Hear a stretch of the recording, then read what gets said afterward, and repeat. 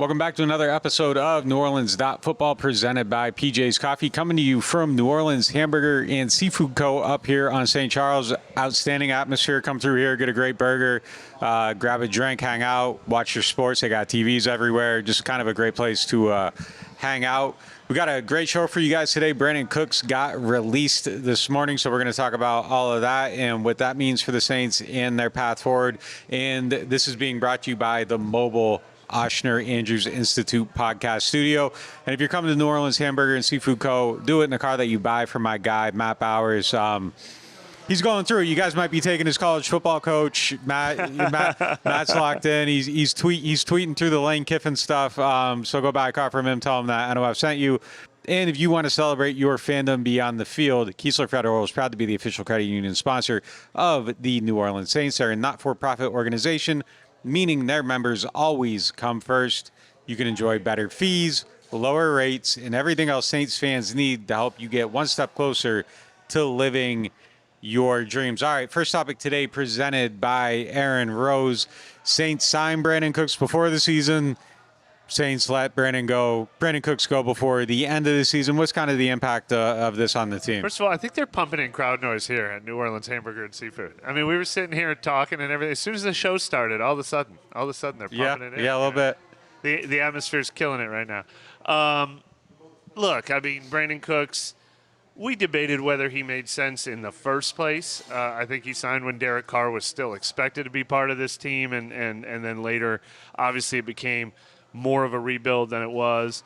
I thought he was probably going to get traded. I think he probably obviously thought he was going to get traded. I mean, it just makes sense to move on. This team is thinking about the future, and he's one of those veteran players that, probably wants to be on a win-now team. So I'm glad it was amicable. I'm glad both sides got what they wanted. The Saints will save a little bit of money, insignificant amount of money, but every little bit counts, and hopefully he lands somewhere good. He was a good leader for a young receiver group.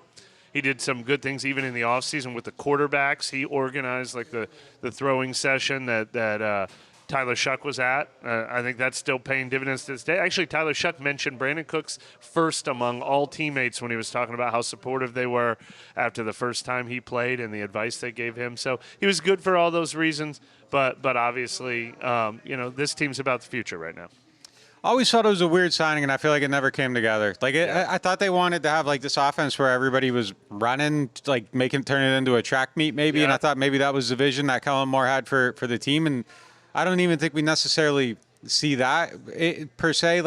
There's definitely a huge emphasis in trying to play in space and create space. They run spread out sets and 11 personnel, and they're in shotgun, and they're trying to get catch and runs and all this stuff, but it just hasn't quite come together. And I thought that was the vision, and then it wasn't. And then the only way this made sense for me was if you were creating insurance for either a Shaheed or a Olave injury, and with the Derek Carr team, maybe that made sense, but they were still always lacking the 6'3", 6'4", big-bodied receiver. They made the trade for Vele.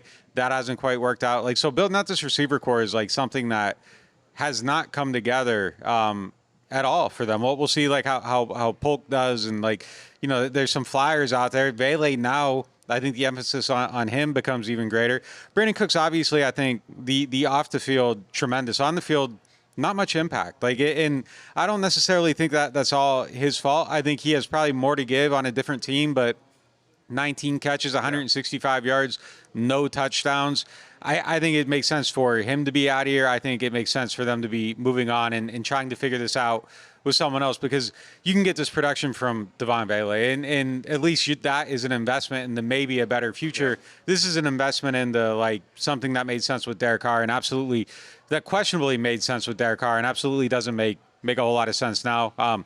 Cooks, I was told Cooks had requested a trade going into the deadline. That didn't happen. Came back, requested the release. They granted the release.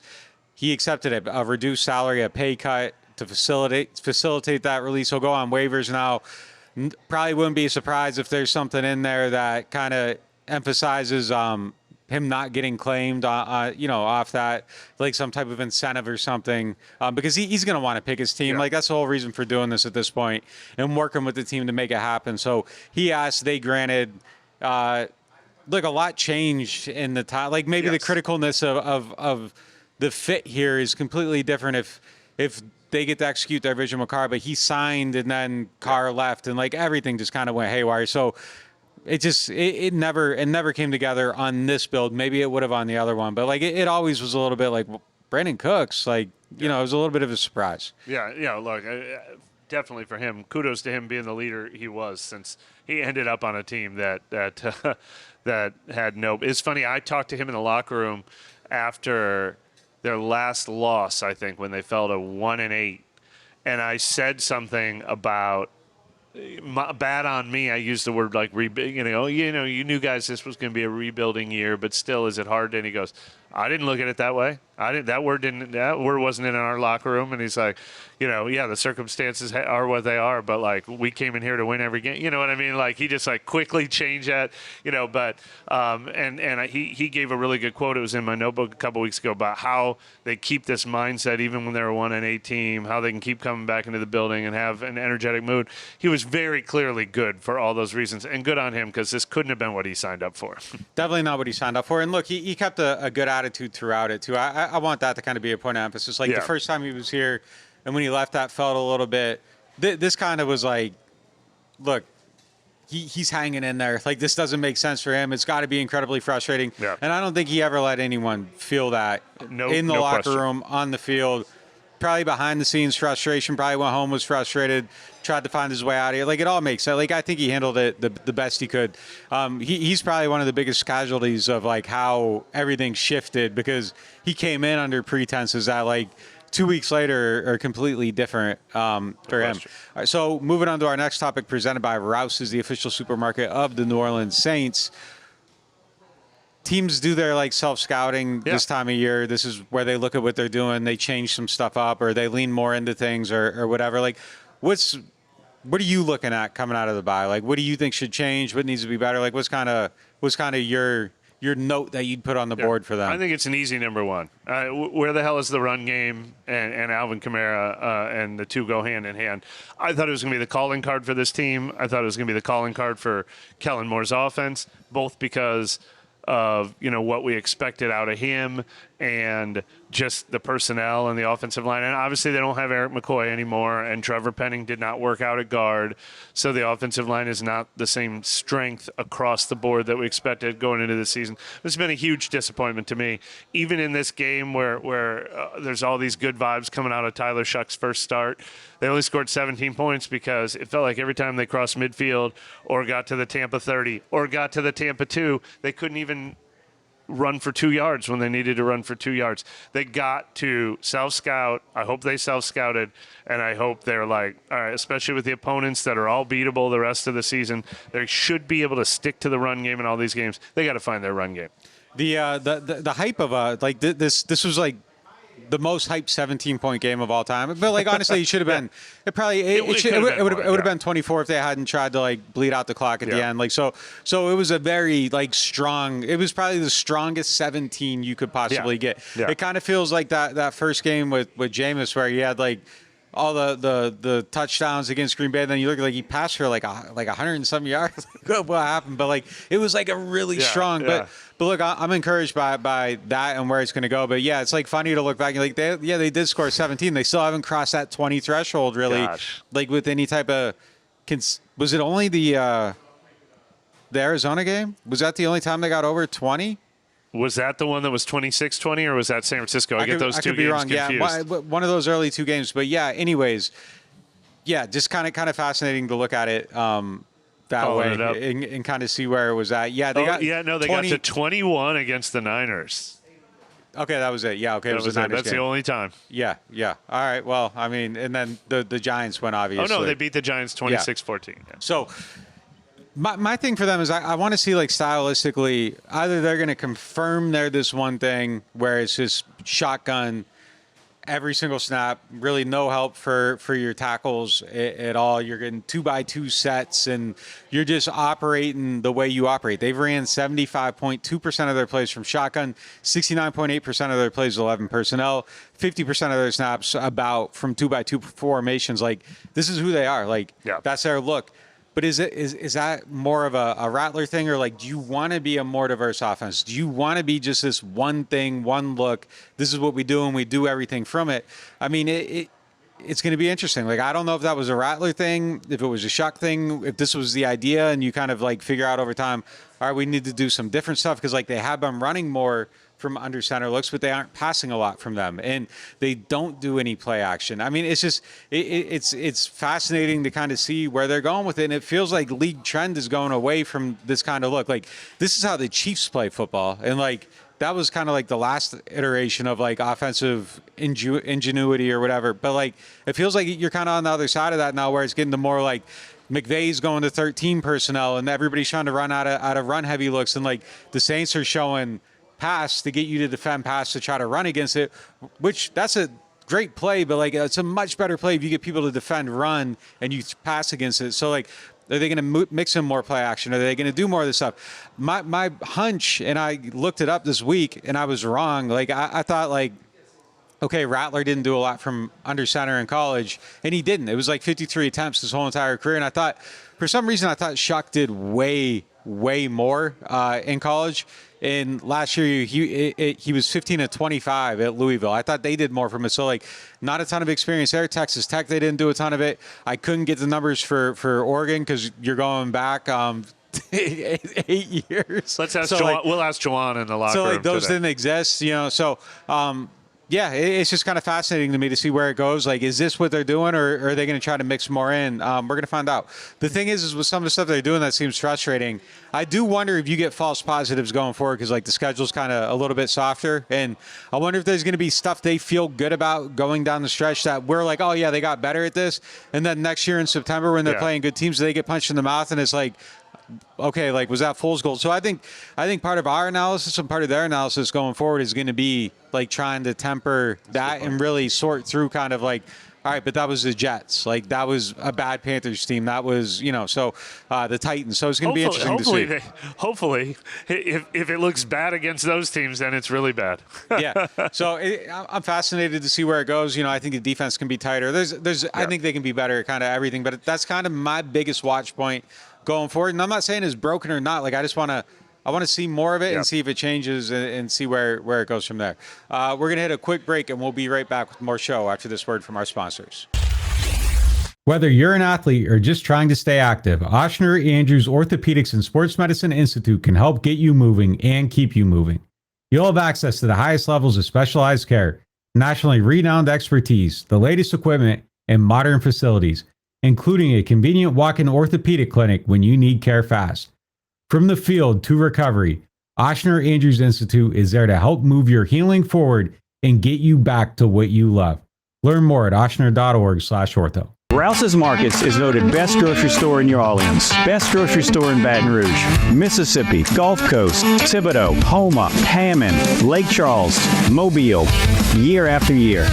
Thank you for choosing us best grocery store on the Gulf Coast. Number one. Thank you. Thank you. The number one grocery store In Mississippi, Alabama, Louisiana. 1 million customers a week can't be wrong. Welcome to Rouse's. I used a home equity loan from Keystone Federal to fix up the garage. Because living your dream means living your way. And the kids take off field. Not even game day. The NewOrleans.Football show is proudly presented by PJ's Coffee. PJ's Coffee has some of the best drinks that you can find. They have locations all over the city. They have pastries and everything else you need to get your day started. So go check them out. I don't play favorites with our sponsors on the show, but one of my favorites for sure is RV Masters. You guys have been watching our show lately and you've seen our awesome new van. That thing is decked out. And the best part about it is I took it up to RV Masters and I was like, this is what I want to do, but I had no idea how I wanted to do it or how to get it done. And they took care of it from start to finish, brought me out for updates, were giving me new ideas, and they made it exceed my wildest dreams. And they will do the same thing for you. RV Masters offers full service RV, motorhome, and travel trailer repair. They have preventative maintenance and service packages for your RVs, your AC, your generators. They specialize in solar and lithium upgrades, satellite TV, and Starlink. They'll take care of you if you get into a collision. Whatever you need, they got you. And I can speak from experience because they definitely had us on our new van. I cannot vouch for anyone more than I vouch for RV Masters. RV-Masters.com. Go check them out. I believe it, I can see it. If it's in my sights, I achieve it. Ain't no leaving, no defeating. Show up, complete and repeat it. Are you ready? Are you ready? Are you ready? Get game ready. Play Game Ready Scratch-Offs and Fast Play from the lottery. Win up to $100,000. Enter the second chance drawing for a chance to win up to $1 million.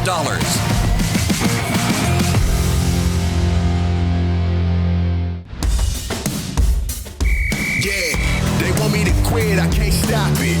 I'm out of this world, I'm like a rocket. And you can never be us. We not afraid of the pressure, cause we good in the clutch. Yeah. Get game ready. Play Game Ready Scratch-Offs and Fast Play from the lottery. Win up to $100,000. Enter the second chance drawing for a chance to win up to $1 million.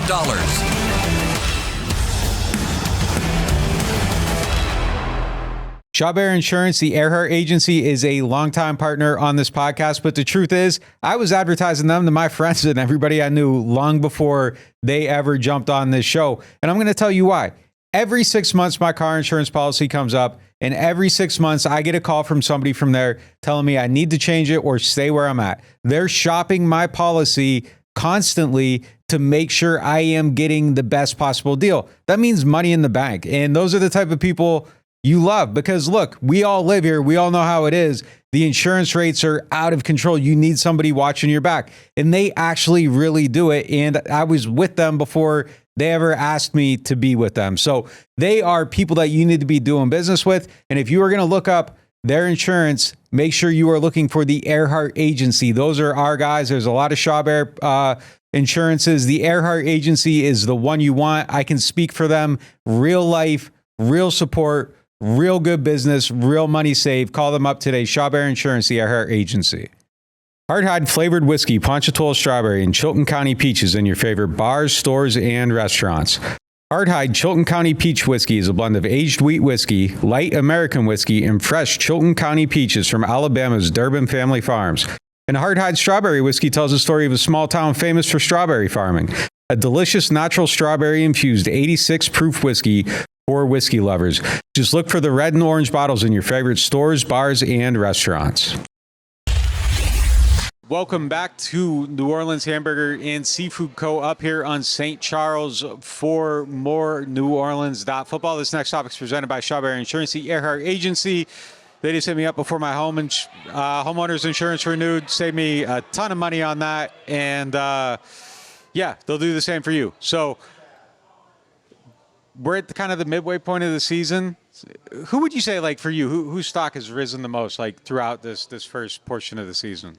I wanted to have more answers to this question. There's a lot of young players on this team that I feel as good about as I hoped after some, like Calvin Banks, Kool-Aid McKinstry. I don't know that their stock has risen. Definitely some of the rookies we talked about, like day 3 rookies, Stutzman, Sank, or whatever. Like core players whose stock has risen. I mean, honestly, Spencer Rattler was on this list for a while, and then he got benched for Tyler Shock. I don't have a ton of guys. I mean, I thought about Chase Young, but I think his stock has just gotten back to where we hoped it would be. Like, I don't know that there's anyone I feel wildly better about now than I did at the beginning of the season. Juwan Johnson, but I don't know if it's fool's gold or not. But at least he's heavily involved on this team. I don't know. I wish I had more answers for this question. I think like Chase is a name that was kind of interesting. I definitely think I feel a little bit better about him than I did coming in. I think I feel a lot better about him coming into this season or coming into the midway point than I did going into it. And it's just hard with me because I already had the stock valued so high above its market price. No doubt about it. Like, and you were right. Like you were right on that. But like I think just kind of like seeing some consistency with him like has made me feel like, all right, that was a guy to kind of invest in. Like that made some sense and that could go the right way and hit for sure. Outside of him, man, the pickings are kind of slim, I think. There's a lot of people who kept their stock price even, which isn't a bad thing. They're doing what they need to do to be like, all right, they can be a part of the team going forward. But risen is a tough threshold. I thought Brian Brzee was going to kind of bust through the ceiling, and like I feel like it's kind of like leveled out a little bit. Agree with that. He felt like a guy that was pushing up quite a bit. I don't know. I don't know where else to go on this one. Like it's kind of a reflection of where the team's at. Like it feels like some guys are holding steady. I feel like some young guys are putting things together. But I don't want to overhype any progress there. Kool-Aid some weeks feels like a guy that could be on this list. Like if we were having the conversation at a certain point in time, like he could absolutely be a guy. But I don't know that there's anyone that we're like, yeah, that's a guy you build around. Chase Young's the only one that I feel like maybe has a shot at solidifying that. But I don't think he has that bolted down quite yet either. Like let's see where it goes. Of over course, the next we forgot weeks. Luke Fortner in this. But look, Chris Olave belongs the in most known guy on the team. Sean Payton, Drew Brees, And Luke then Fortner. You can't forget. Anyway, Chris Olave belongs on this list. I should have started with him. We've talked about Chris Olave so much, but huge question marks about his health going into this season. Is he? We bumped him off of number 1 on our top 21 players list on the team. Like last year, he was number 1. This year, I think we had him. Maybe he was 2 or 3 or 4, but like he got bumped off the list when we ranked the Saints roster this year. He's back to being Chris Olave, and that was health related. Yeah. But so I would say his stock has risen. Has Juwan Johnson's stock risen? He's about to obliterate his career highs in catches and yards.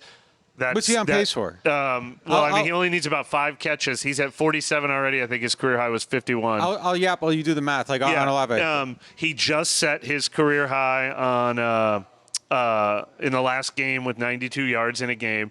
He's obviously someone that Rattler liked throwing to. He's obviously someone Shuck likes throwing to. And now that Brandin Cooks isn't here and Rashid Shaheed isn't here, it's going to be the Olave and Juwan Johnson show the rest of the season. I mean, he could end up with I'll do the math while we're talking. He could end up with 75, 80 catches this year. Like even before the Cooks thing, I took a topic off here about like who's going to benefit the most, who could benefit the most from the Shuck offense, the Shuck-led offense if he keeps playing well. I mean, it was Chris. Chris was number 1 on my list on that. I mean, I think Shuck just throws a very catchable ball, and I think when we talk about drops and stuff, like I think that's part of the equation is the catchability of a ball. Like a receiver has to obviously like clean up mistakes and make plays, but like there are just some guys that know how to throw a catchable ball. They put the right torque on it. The velocity's right. Like they kind of put it where it can go. And I think we saw some of that in this very last game. I think Shuck just throws a very catchable pass, and I think that's a benefit to him. It's a skill. Like there's just certain quarterbacks who like don't have a lot of drop passes, and I think it's just because they have a little bit of that touch to it. So he was definitely on that list. Juwan, I just got to keep seeing it, man. Like I know, I agree. I got to keep seeing it. Real quick, he's on pace for 73 catches, 834 yards. It's wild. It's wild, and TDs is at 3, so let's give him 5 TDs or whatever. I mean, that would be like a holy crap season, but obviously we've seen a lot of warts. We've seen if you clean up the drops, and if at all what I'm saying is true, like it would apply to him as well. And if those go away and you're playing like that the second half of the season, and we aren't seeing all these missed opportunities due to drop passes, I agree. I mean, then the whole thing shifts. I agree. We've been burned too many times by his potential, so he has to prove it now. But he's on pace to be the answer to that question by the end of the season. That's insane. I would have never guessed that many yards. Like it doesn't. I know. It's just like we've seen too many lows. Yeah. Like man. All right. Well, we'll see. And if he like really turned it, I mean, in theory, like 1,000's not out of the question because he's kind of underachieved. That's kind of an important subplot to the season because like the investment in him and the contract, if he becomes a real like answer. Yeah. Well, as we transition into whose stock is down, they made 3 big signings this offseason. Juwan, we all said we thought they paid a little, like more than we expected for the market value, 3-year deal. Chase Young, 3-year deal. Feel better about that than we did before. Justin Reed, 3-year deal. Is his stock down? Is he about matching that deal? He's more of the in-between. He kind of exists in an in-between, and I think like with a better team around him, like some of the stuff we're seeing, like there's probably things that are getting to him. It's like a shortstop with good range sometimes, like especially when you're playing safety. Like there's some stuff that is like, oh, he's got to go clean this up. Oh, he missed a tackle, and it's like, well, Like if A and B had happened, that probably shouldn't have turned out like that. I think the overall impact isn't necessarily all the way there, though. But I'm reluctant to call him a big stock down. But I think it hasn't met expectation. I think is a fair way to put it. What I will put in stock down that involves him. When this team went out and signed Devon Gottschall, or traded for Devon Gottschall and signed Justin Reed as their first two big moves of the offseason, I was like, oh, their 31st ranked run defense is finally going to get better. And I'm disappointed that those two guys combined the overall run defense. No doubt. Has not. I thought that was going to be something you could count on this team. And we're about to find out. They were great against Carolina. Now they've got two matchups in the next 7 weeks against Bijan Robinson and Tyler Algier. I'm going to pick the over on Bijan Robinson and Tyler Algier. I think that team is going to be able to run the ball against the Saints. If they stop them, I'll start believing in their run defense. Yeah, I think that's totally fair. Like a guy whose stock is up too. And I mentioned this on my members only podcast yesterday. Shepard. Yep. Yeah, Shep's I agree. up. Shep's a guy that's a good up one for sure. That's a good one. Run defense as a whole, run game as a whole on offense. I think those are all stock downs. Yep. Everybody touching those, are in that mix. So. Yeah, I don't know.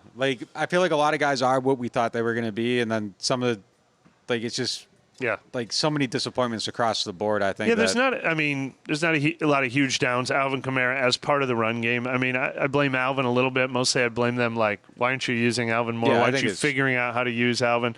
And then Devon Vele is obviously a stock down. And I'll say, since I got credit for being too high on Chase Young, I feel like I was on the defender side of the Vele trade because I was defending the concept of trading a 4th-round pick for a guy who was putting up the Juwan Johnson numbers we just talked about. Vele last year in Denver was doing that. He was the guy with the 43 catches and the 500 yards or whatever. And he's been nothing close to that. So now that they've cleared the decks for him, he sure better start looking somewhat like that again. I've said this a few times. 1/5 of his production last year was on scramble drill plays, which I don't know how that. I don't know how much stock you put into that. You want guys kind of winning within the structure. I think that's probably a better indication of if you're looking at a guy that gets open, gets hit, gets a pass on schedule.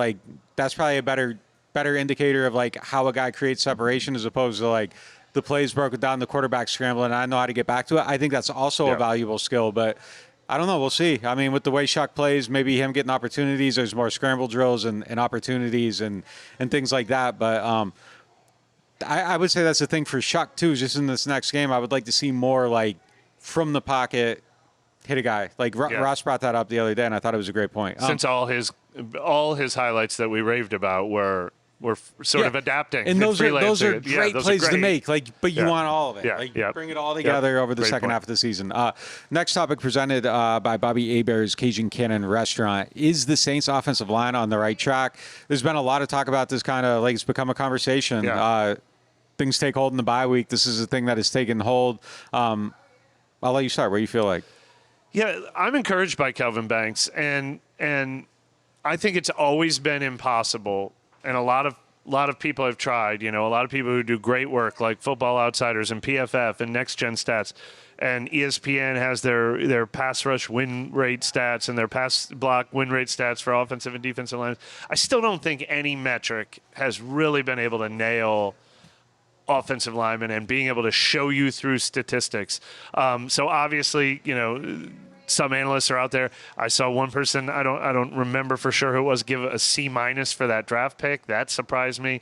Somebody already came out and said they think they missed with that pick. And it blew me away because I thought he's been a huge boon. He hasn't been dominating, but it's great. They hit on their first round pick. And I asked Kellen Moore about it the other day, and he gave a long, detailed answer, everything he likes about Kelvin Banks. I like that he's being thrown into the fire on an island in this shotgun offense, having to go against every, the best of the best in the league. I'm sure the stats don't show it because they've thrown him into the deep end of the pool so much, but I feel like the battle-testedness of that, I feel like he's a big asset going forward. I have more questions about Tali Fuaga, which we can talk about in a minute, but I was surprised to see how many people are down on Kelvin Banks. Yeah, it was surprising to me too. I mean, obviously there's stuff that can be way better. Yeah. He gives up a lot of pressure. And there's stuff that he gets beat on. He's also like I'm surprised by the rush to judgment on a rookie player from smart people. Like that surprises me that we're already like concluding that draft bust. Like I just watched a draft bust, a first round draft bust. Like I feel like we all know what that really looks like when a guy busts at left tackle. I don't see that. I don't see a bust. Like that's like a wild claim to me. Look, I think it also probably might help him playing alongside a guy that knows how to play guard. That probably has to help, right? Like there has to be somebody was putting that clip out. Again, I apologize for people I'm not giving credit to, but somebody put that clip out where actually, I don't think he gave up a pressure on the play. He tripped over Penning's leg, felt like his legs hit the ground, and he's still like half to the ground was still making the block. So, I mean, there's a lot of stuff that I think could probably help a little bit. Like that's got to be something, like just being next to like a steady guy. There has to be benefit to that for a young player. But I'm not discouraged by him. I don't know that discouraged. I don't know that I'm like they got Teron Armstead 2.0, but like they got a guy that I feel like you can. Speaking of someone who raves about Kelvin Banks is Teron. Teron like genuinely raves about him. Yeah. So I don't know. I was very surprised by that discourse. Like obviously I think some stuff can get better. Like obviously he loses too much on bull rushes, and like there's just like some stuff where I feel like yes, there's room for improvement. I feel better about Banks than I did about Fuaga last year, and I didn't necessarily feel bad about Fuaga, but I felt like. You know, I think we talked about it a bunch of times. I was like, hey, like we probably allowed this to fly under the radar a little bit. Like he showed some. Yeah, there were some ups and downs with him, and obviously he was playing out of position and everything. But man, a draft bust, like, you know, when I wrote a story about Penning, it was just like they need to bench him, and he actually ended up getting benched. And like I knew like I was watching a guy that shouldn't be on the field. That's not at all how we feel about. And I know like people are like, oh, like someone told him no, like we have to walk through an alley through the back part of practice because they thought I saw something I shouldn't have seen, and like I didn't. I just watched the film, and I was like, I don't think they should be able to keep playing him. And I wrote the story like, so I'm not afraid to say it, and I feel like when I see a bust, like I don't know, like this could turn to a point, but. It would have to like take a drastic turn for me to get to a point where I'm like, oh man, this is Penning 2.0. Meanwhile, I'm still a little tenuous on Fuaga. Like I would rank him among their top 5 assets. Part of it is these nagging injuries. He's had 3 now in the dating back to the tail end of the last season that he played through, but that said he was bothering him. And now he's had to miss time twice. And when he tried to play through the injuries, he put some of his worst performances on tape. So hopefully that was injury related and him trying to battle through it. But I'd like to know that he could stay healthier and hold up more. And I'd like to see a little more consistency from him because he's another guy that you'd feel a lot better about this team if you said Kelvin Banks is their number 1 asset and Tali Fuaga is their number 2 asset. I don't know that he's reached that level yet, though. Yeah. The line as a whole, you know, I'd tag it as a disappointment for the season, though. Like injuries, they aren't a strong unit. They aren't the identity of the team. They're just okay. Like they've just been okay. And you know, with all the investment on the line, I think we were kind of looking at that like, hey, this is a group that can really be something. We're gonna hit a quick break, and we will be right back. Are you ready to buy your first home? Wondering if now's the right time to refinance, or maybe you're thinking about getting into real estate? Whatever play you're trying to run, the pros at MortgageBros.money have the game plan. If you're a first-time buyer, the Mortgage Bros will break down every loan program, help you build a budget that works, and even check if you qualify for 100% financing or down payment assistance. They'll guide you every step of the way because buying your first home shouldn't feel like a Hail Mary. Heard that rates have dropped and thinking it's time to refi? Don't just guess, get real answers. The Mortgage Bros will review your situation for free and tell you if it's time to make a move or keep waiting for an even better rate. And if you're ready to start investing in real estate, don't let that old 20% down myth stop you. The Bros can show you a home hack that might get you up to 3 doors to rent with little to no money down. Here's the best part. The Mortgage Bros work with you for free. You'll never pay them a penny. They're not bankers, they're brokers. That means if your loan doesn't close, they don't get paid. So they're just as invested in getting you approved as you are. Because let's be honest, signing up for a 30-year loan without a pro on your team is like trying to run the offense without a playbook. You don't need to know every role in the mortgage game. Your pros already do. So go to mortgagebros.money. That's mortgagebros.money and let the bros be your pros. Score big with kickoff combos at New Orleans Hamburger and Seafood Company. Don't pass on your choice of our seafood combos or our slider specials. Served with a side of garlic herb fries. Run in now for specials starting at $9.99 at New Orleans Hamburger and Seafood Company. I got hurt in a car wreck.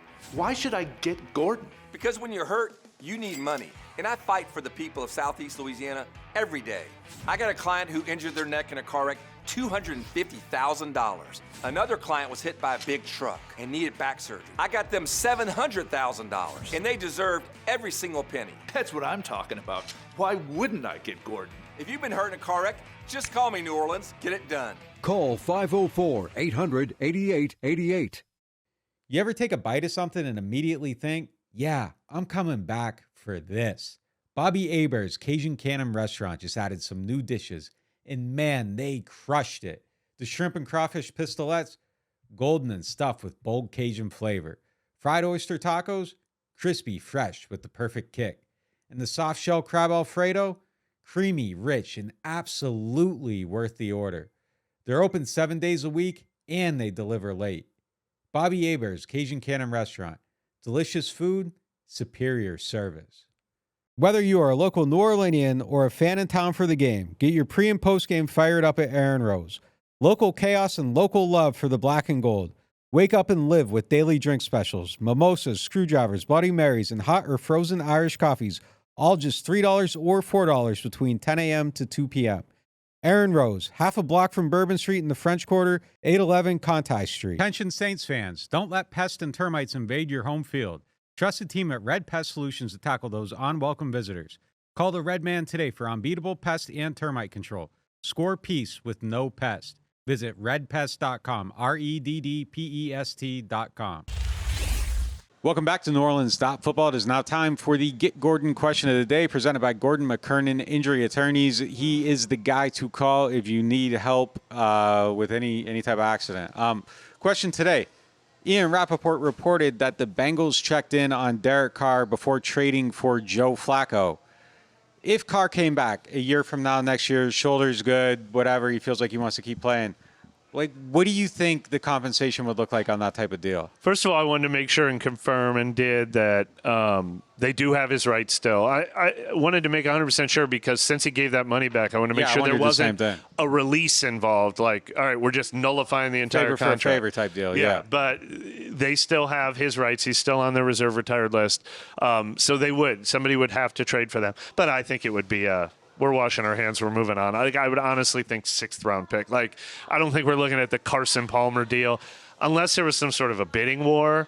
But like, I wouldn't get my hopes up and think they have this huge asset. I don't really know for sure, but I would think 5th rounder if you're really really hoping for something special. But I don't think that's like a gold mine that they're sitting on. My mind went to the Gronk deal where I think they traded a 4th and a 7th for like a 4th and Gronk and a 7th for a 4th. Okay. That my mind kind of went there a little bit with that similar circumstance. That'd be huge. And it's a quarterback and not a tight end. Like, and he's still a young quarterback, and it's a quarterback needy league in a sense. So I don't know. Like, I feel like you could do something with a pick swap and probably get in the like 4th, 5th range, like something in there. Like, I don't know, 6 feels light, but like maybe you're just like, whatever, let him get out of here, get something for him, who cares? I think you could hold out and do better, but I guess it would depend if there's a market. So like, I'm kind of speaking in like a sense of like someone being like, we have to have Derek Carr. Your Gronk comp is, I mean, he was only coming back to play for one team. He wasn't going to play anywhere else. I guess where that falls apart is that like they had to have Gronk. It's Tom Brady. He has to have Gronk. You have to get Tom his guy. There's some leverage there. Like, is there a team that has to have Derek Carr? I guess would be the question. Boy, though, man, like if they traded him, like before, I don't know what I would have guessed what the comp would have been, but it probably would have been stronger than a 4th. Like I would have been like, you probably trade him for like a 2 or a 3, maybe. I don't know. Maybe I'm wrong though. I don't know. And if he comes back, he's coming back to start. He's not coming back to like be someone's veteran backup.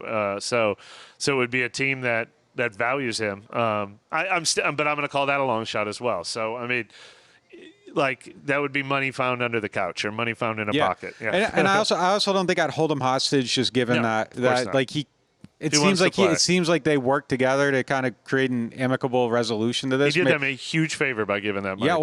or they just outfoxed them, which is also a possibility. Yeah. So who knows? They also have Tyron's rights.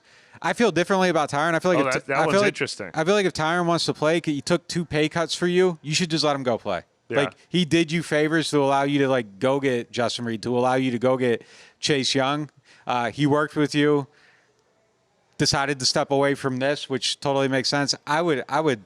Yeah. I wouldn't take anyone to the mats for. Well, I mean, for they just him. did that with Brandin Cooks. So, I mean, yeah, they're willing to do that when they realize their situation isn't the same as a player's situation that they value, for sure. Yeah, so I don't know. Yeah, I guess I wouldn't kill Carr on it either. But like Tyron, I'd be like, yeah, go ahead. Just like you gave us 2 pay cuts, whatever. Like here's a payback for it.